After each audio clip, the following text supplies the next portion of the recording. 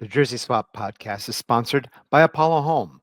Folks, your orange and blue are back in action, but chances are your air conditioning has already been running in a full match and needs to be subbed out, especially this extremely hot summer. Mention that you are a CST listener, and Mike says that we'll give you a deal at Apollo Home. Give them a call, send them a text, or schedule online at apollohome.com. Okay, welcome to another Jersey Swap podcast where we get in the minds of our opponents before they do it to us. Hopefully, my own road trip can inspire Cincinnati to continue their firm away form. As you can see, this is not where I normally record. I am in an undisclosed Carolina location. The Orange and Blue have gone their last 5 undefeated on the road. And also they're undefeated against the West, but the next 2 West opponents are on the Pacific Coast and both are vying for more position in the West. We'll travel to the Galaxy later this season, but next up, it's the beautiful shores of Oregon. So far, the Portland Timbers have yet to beat Cincinnati in regular time. We'll take MLS's back into account, but this is Cincinnati's first trip to Portland, so we'll see if things go differently. We have Alex Barnes from Stumptown Footy joining us tonight. Let's talk about the players who have also switched team colors before Saturday's match. Thank you for joining us tonight, Alex. Yeah, thank you so much for having me. Looking forward to chatting about who once was a Timbers player, I'm sure, and the game that's about to happen. Well, we'll also talk about who once was an FC Cincinnati player as well. We do have one of our guys, now one of your guys. But let's talk a little. Let's have a little small talk. How did you get involved in covering Portland? Yeah, so I grew up as a Timbers fan. I was actually a ball boy for the team for a game before they got into MLS when they were playing at University of Portland's campus. So grew up and my coach had season tickets and took me to games a lot. And just kind of fell in love right away from their inaugural season in 2011. Went to school for journalism, public relations. And when I graduated, my old coach's son was working at Stumptown Footy at the time. And I just kind of reached out to him and said, hey, do you guys need any help covering the Timbers? And they were very short-staffed at the time and said, yes, we do. So I started in 2021 officially covering the team. And I've been doing it since, and season-length credentials and go to all the home games and try to go to the Cascadia away games when I can. But, it's been a blast. Now, we've had a guest on before who was actually part of the academy of the team that he now covers. Did you have aspirations of that when you were a ball boy? Were you dreaming of becoming a Timber? Oh, I'm sure the dreams were there as a youngster, but my ability was nowhere near the levels required to play professionally in any capacity, and kind of hammered that home when I tore my ACL and meniscus my senior year of high school. So I think those dreams were pretty much cut short from the jump for me. It sounds like that's another discussion to be said in terms of all these difficult tears and injuries as high schoolers and youngsters. Once again, that's probably for another show that we can definitely pull together. But let's start out. Let's peel back the curtain a little bit. We have a lot of people who are hoping to make this trip up to Providence Park. Myself, I had plans back in 2020, and then you know what happened in 2020, and we didn't have that trip. So we all had to watch from the security of our homes. And interesting enough, that was the year that you guys won the MLS's back tournament. However, this being our first trip to Providence Park, can you maybe show us a little bit of what the experience is like there as an away fan who isn't from Seattle or Vancouver? Yeah, Providence Park is probably my favorite place on earth, I would say. I got the chance to go on vacation over to the UK a couple years ago, and I'm a big Liverpool FC fan as well. So that was kind of cool to go to Anfield, and that was kind of like a surreal experience. But Providence Park is just such a special place for everyone in the greater Portland area. I think the fact that it's smack dab in the heart of the city is amazing in terms of accessibility to the stadium. Everyone's match day ticket also doubles as a public transit ticket for the city cars that go right in front of the stadium. So that's a really cool initiative the club and the city have done in recent years. And then, the historic significance of it as well. Next year is the 100th anniversary of the stadium, which was once a baseball stadium. It's been a football stadium, American football stadium. Now it's soccer specific. And it feels really organic. It's really old, as I've said. So, some of the wood benches aren't as comfortable as maybe some of the newer modern day stadiums that have been built in the last few years. But it also doesn't feel lifeless and corporate like some of those newer stadiums or the NFL stadiums that teams play in, food and drinks everywhere around the stadium, lots of good places to eat and drink. And when it comes to the fan culture, I think you'd be hard pressed to find any other, city and club that bands together like the Timbers and the Timbers Army do. So it's just a really special experience, and I really implore people to come make the visit when they can, and if they're financially able to do so.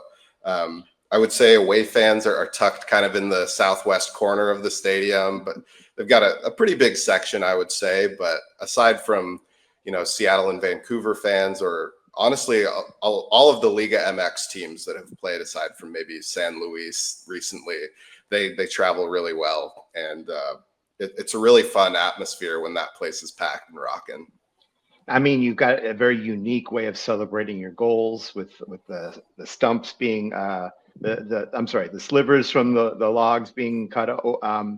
You've got a thriving beer economy there, so craft beers are just flowing like wine there.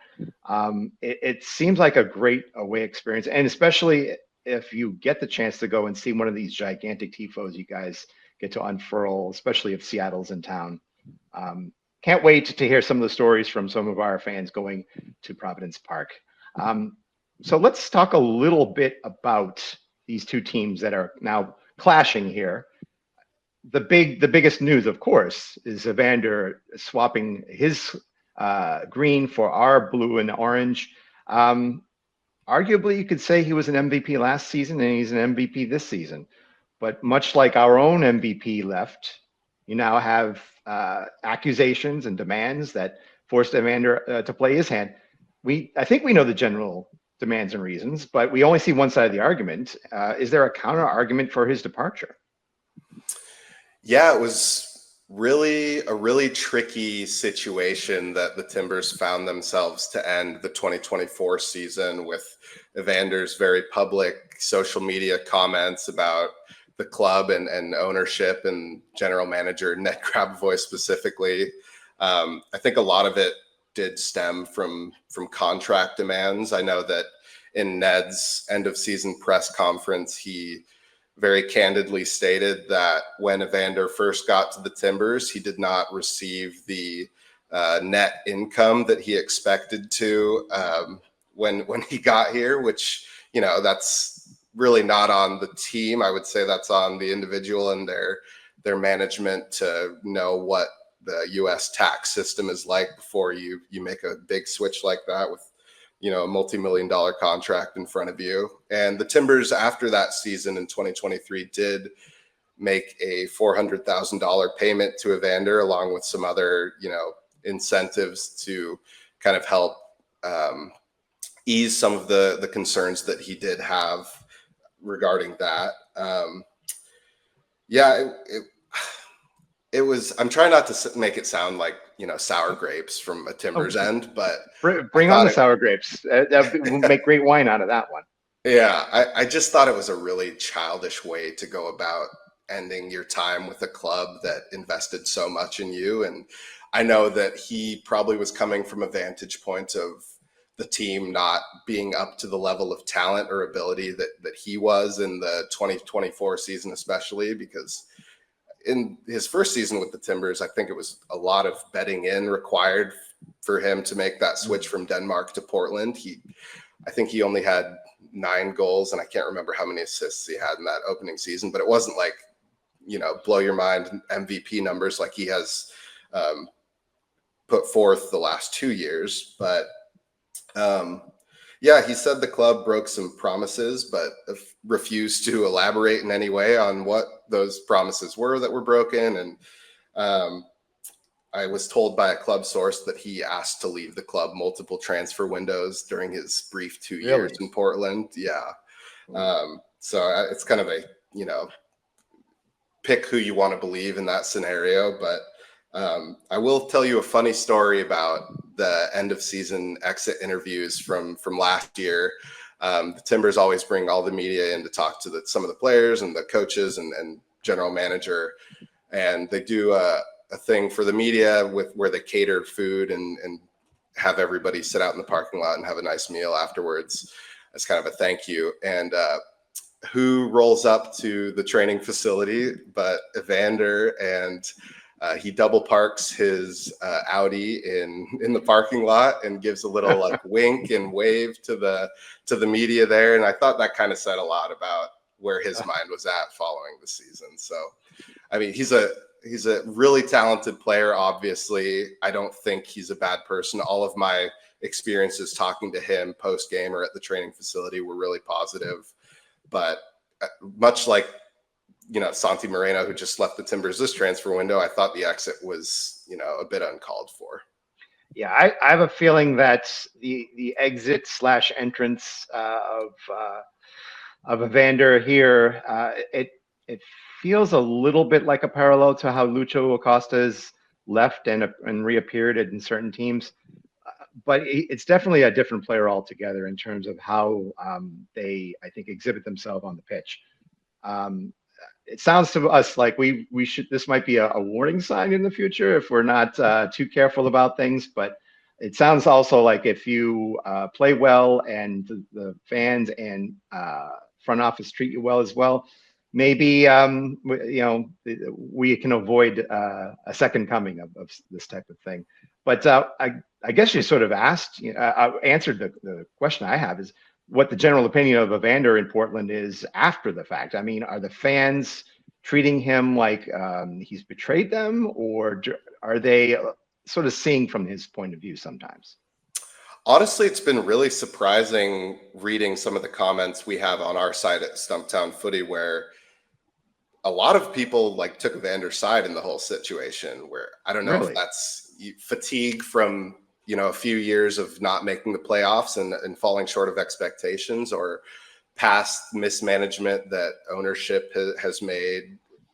There was the Yates investigation and all that sort of stuff that has been covered to death about Timbers ownership. But from my point of view, it's kind of like he publicly threw the club under the bus at the end of the season after a historically embarrassing defeat in which Phil Neville said that anytime you lose like that, it should be as a team, and you shouldn't single out any one individual for their role in that defeat. And to be honest with you, the last few games of the season, Evander kind of, faded away into obscurity. He, much like the rest of the team, I'm not singling him out for that, but for him to, not really show up in that last game and then declare that, everybody else is to blame, it was kind of surprising to see the reaction of fans. Like, why are we selling this guy? It seemed pretty straightforward to me why they were selling him, but yeah, it was very strange. Now, because ever since his sale, that sort of kept the dominoes tumbling a little bit after that, and David Da Costa joins the team as the new number 10. Do you feel that Portland has been able to replicate some aspect of Evander's contributions in there? I don't think it's anywhere near the end product of what Evander made, and I don't think that they were ever going to make a signing that could replicate what Evander did last year in Portland. What I would say is that I think the mindset of the GM and the coaching staff this offseason was to tackle his absence by a goals by committee approach. And we've seen the likes of Anthony take a really big step forward this season before he got a pretty serious hamstring injury in June that he has since recovered from. And David Da Costa had a bit of a slow start, kind of acclimatizing, just like Evander had a little bit of a slow start when he was acclimatizing. But I do think the last few weeks we've really started to see what David Da Costa can do. Felipe Mora has taken a bit of a step back in his goal scoring this season, but I think by and large it's a goals by committee approach, like I said. Yeah, we'll definitely talk about that, especially that striker position. But you also brought up, the whole departure also of Santi Moreno, who surprisingly missed out. I think it was the Club America game in League's Cup. He missed out on it completely, and it sort of was the writing on the wall that he'd be dealt. He is on his way to Fluminense, along with Lucho Acosta. How about that? We know he's joining them. What hold does this form on the offense, and how does Neville patch it up? Yeah, Santi Moreno and Luciano Acosta, it seems like Fluminense really have a type of disgruntled attackers from America. Who knows if that's going to work or not? We'll see. Yeah, well, from the Santi Moreno perspective, I think he was a solid player for Portland, but never really reached the potential that the team had in mind for him when they signed him a few years ago. This season was a bit of a step back form-wise for him. He only had 4 goals and 5 assists in MLS play this year before deciding to tell Ned Grabavoy that he was packing his bags and never playing for the club again before one of their biggest matches since MLS Cup in 2021, where just completely quitting on his teammates and supporters and forcing a move to Brazil. What sort of hole he leaves is definitely a big one on the right wing. The Timbers have bodies to put in that role, but no one's really an out and out right winger, I would say, on the team. Anthony this season has been brilliant attacking wise, but I think what's really been impressive about him is his play off the left this season. And then you have the likes of Ariel Lassiter, who's an MLS journeyman and had a really good Leagues Cup run this year, but I also would prefer him and his left foot to be on the left wing. And then the Timbers just signed a new designated player, Christopher Velde from Olympiacos in Greece. He's a Norwegian international and seems like he can play all across the front line, but again, doesn't really seem like that out and out right wing player like Santi Moreno was. So I think, again, whenever his visa clears, he's probably going to slot into that role, but it's just a matter of what he looks like when he does get in there. And I will say that I don't think it's the end of the world that Santi Moreno forced this move and left the club in the manner that he did. And it shouldn't be too hard to replace what he left on the pitch, I would say. Yeah, Christopher Velde joining the team soon. Pretty good career with Lech Poznan and Olympiacos. So he's got Europa experiences, international soccer experiences there. So he should be bringing something pretty big with that DP label attached to him. We also want to cover, I think, the other offensive hole that they tried to patch in the striker spot with Kevin Kelsy, former FC Cincinnati loanee. Well, we got him on loan for much of the season last year. 7 games over all competitions right now after his transfer from Shakhtar Donetsk. About the same as the stint in Cincinnati. I guess, how do you feel he's fitting into his situation as maybe not the guy at striker, but a guy at striker? Yeah, it's been a real rotation between him and Felipe Mora this season at the number 9 role. The club recently also signed their 2023 draft pick Gage Guerra to a first team contract. So the 3 of them have kind of been rotating in and out. What I'd say about Kevin Kelsy is that he wasn't brought in to be like the main guy right away. And Phil Neville knew that as much. He sees all of the potential in the world in him, and the coaching staff rave about him behind the scenes. But when you watch him play, it's very clear that he's a 21-year-old striker. He's got all the physical traits. And what I would say about him is that if he can just really button down his passing and build up play and not try and play hero ball, I think it would suit him a lot better to just continuously make those runs crashing into the box and getting on the end of service. But in terms of his production this year, I think it's been a real issue as a whole for the Timbers to get service to their forwards. Phil Neville has mentioned it on multiple occasions after games and at training that they're not doing a good enough job of the wide players and midfielders of getting the ball to the big number 9 in the box. But when he has gotten the ball in the box, we saw it against San Luis in the League's Cup game a couple weeks ago. He peeled off the back shoulder of the defender and nodded home a beautiful cross from Santi Moreno and just, floated a header back across from where it came from and looped it over the goalkeeper. And I think that's really what the high of Kevin Kelsy could be with this team. But it's a matter of him actually getting the service to showcase what he can do with the ball. Yeah, it's true that at the end of the season last season, he kind of disappeared on us, much like his last 8 appearances. He didn't really put anything on the board. It seems like Portland might be, aside from that Leagues Cup goal, he might be going through a similar stretch, but he's also got a few more games left in the season to sort of, I think, turn things around. And what I would say, too, about him is that he works his socks off the ball, pressing defenders and leaving little shoulders in and winning his aerial duels. But, yeah, in front of goal, there's a lot left to be desired with Kevin Kelsy. Okay, so let's talk a little bit about this matchup then. It's our longest away trip so far this season. I don't know if the LA trip will be longer, but we'll see what that does to our team in general. Portland, you guys, I think trying to put together your form here. Big wins against LAFC, big wins against Colorado, but also big losses, including I think it was 2-0 against Dallas last week. Was there something in that game that sort of felt that really needs to improve anytime soon? I think so. Before that Dallas game, they had the League's Cup run, which they looked pretty good. They took 7 points from 9 and just barely missed out on qualifying for the quarterfinals because of the setup of qualification for League's Cup, which there's a lot left to be desired with that as well, I would say.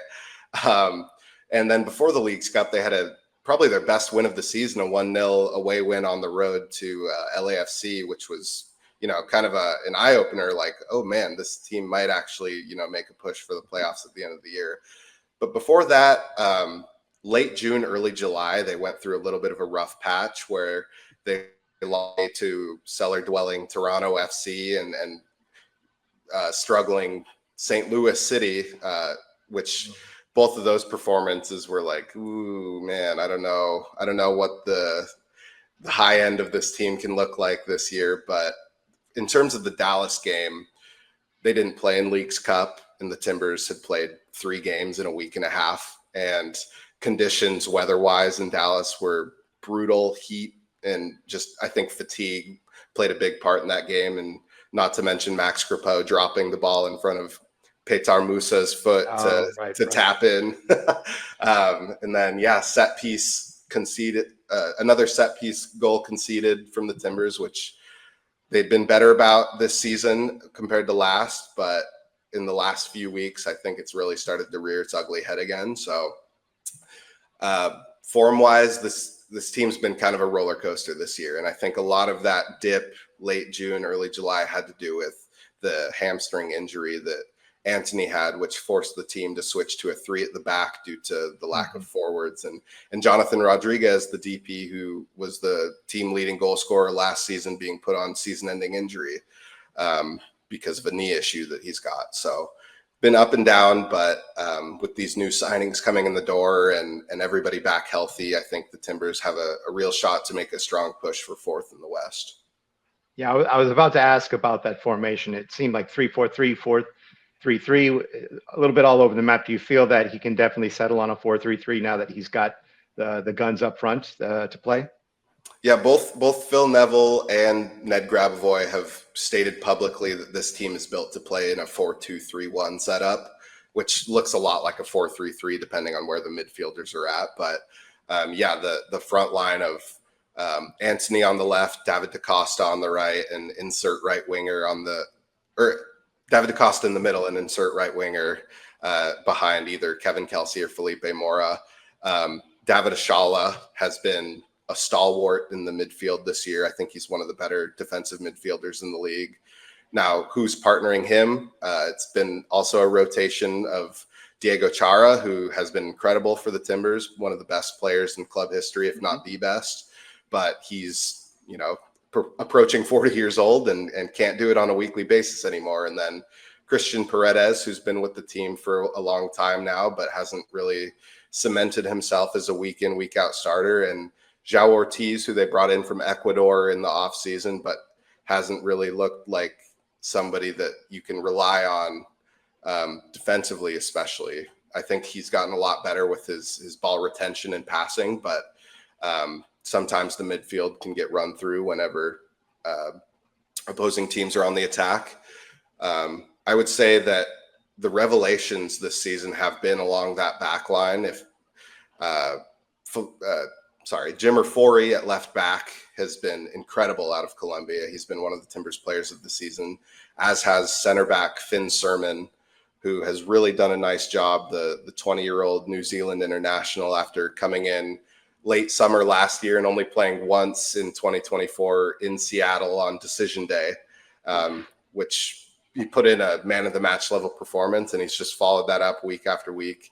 He didn't look great against Dallas, but I think that again was just due to fatigue and the weather that was down there at the time. But I think you're probably going to see a 4-2-3-1 at the weekend. The Jersey Swap podcast is also sponsored by Beyond Exercise. Beyond Exercise is a local physical therapy and fitness business that helps keep people stay active and injury-free. In fact, they help some of our local MLS, MLS Next Pro, and FCC Academy players with their health and performance needs. Check out their suite of services at gobeyondexercise.com. Let's look at this matchup then.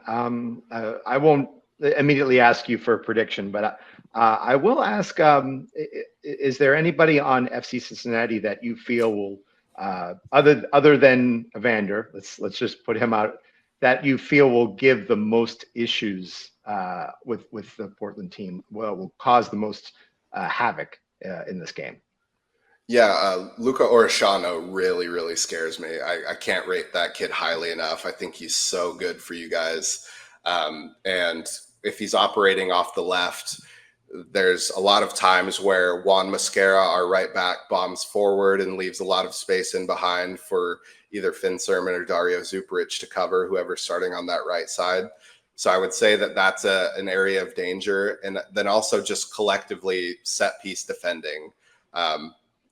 I think Cincinnati's game plan should be attack Portland down the left wing and get as many set piece opportunities as they can to head the ball home or sweep the ball home from a free kick or a corner.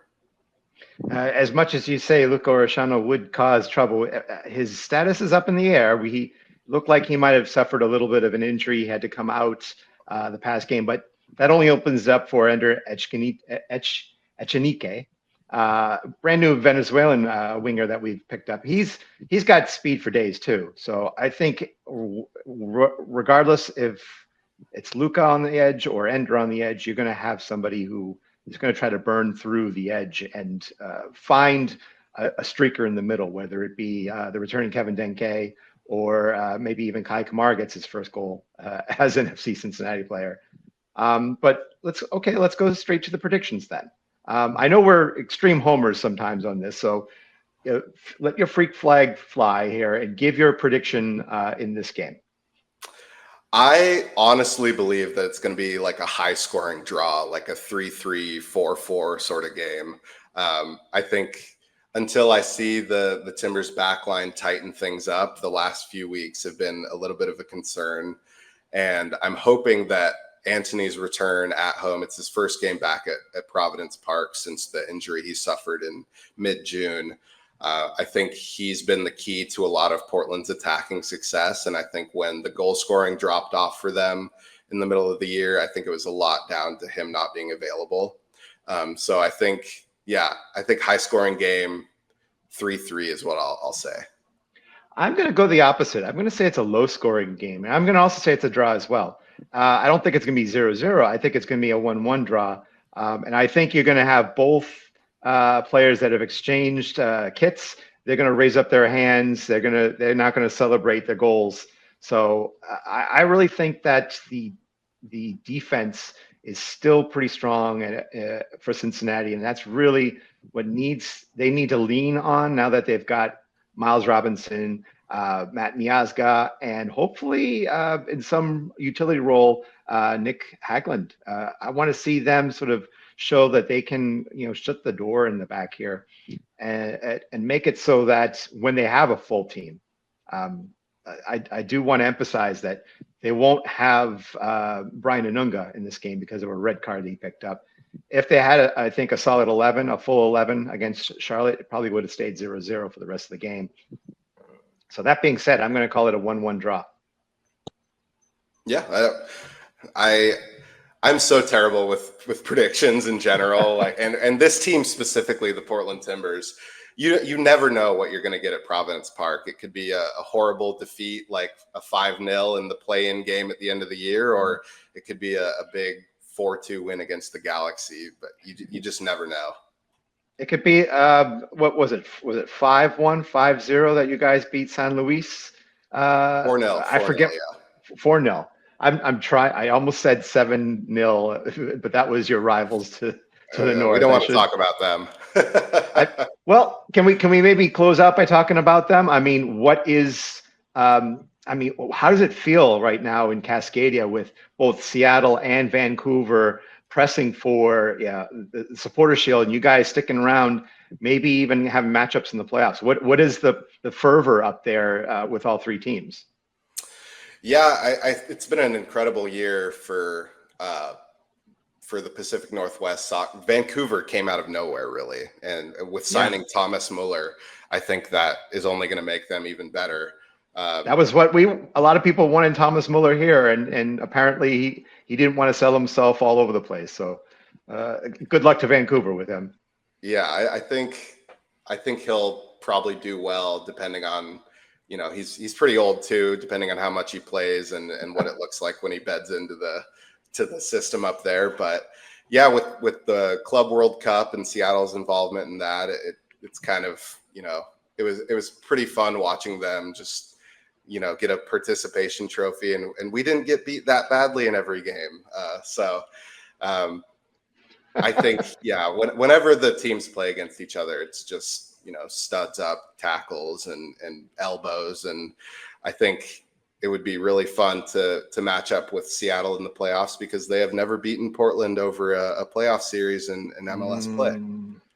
Oh boy! As a guy that really followed Clint Dempsey quite a bit, and you always rip the notebook or the rule book when it comes to those games. So one of these days, I'm going to have to make a trip up to Cascadia for a matchup between rivals like that. It sounds like so much fun, and I can't wait for us to schedule that type of trip. Yeah, a Cascadia derby between the Timbers and Sounders in Providence Park is just like, that's a circle the calendar moment every single year. You talk to a guy who does the same thing for Columbus all the time. Yes. But Alex, we want to thank you really much for your time. I mean, 3 time zones is kind of hard of a span for us to keep the connection in place for this long. But where can we find you guys on social media? Yeah, it's stumptownfooty.substack.com, and my personal social media, it's just Alex Barnes on Blue Sky, and then at A Barnes and Noble on X or Twitter, whatever you want to call it. Well, we'll guide everybody to your Substack. I think in the future, maybe that's the way to go in terms of keeping news and notes out there for the public to peruse. If you guys want to listen to them, they also run Stumptown Radio, I believe your podcast is. If you want to hear more of our podcasts, go to Cincy Soccer Talk on your social media outlets. Go to our website, CincinnatiSoccerTalk.com. Become a Patreon there and help contribute to our efforts. Or you can go to any of your favorite podcasting platforms, and you'll be able to listen to us there. Alex, I say this to all my guests. Thank you very much for joining us, and keep your kit clean in this game. Thank you for participating in the Jersey Swap. Yeah, thank you so much for having me. This was a blast.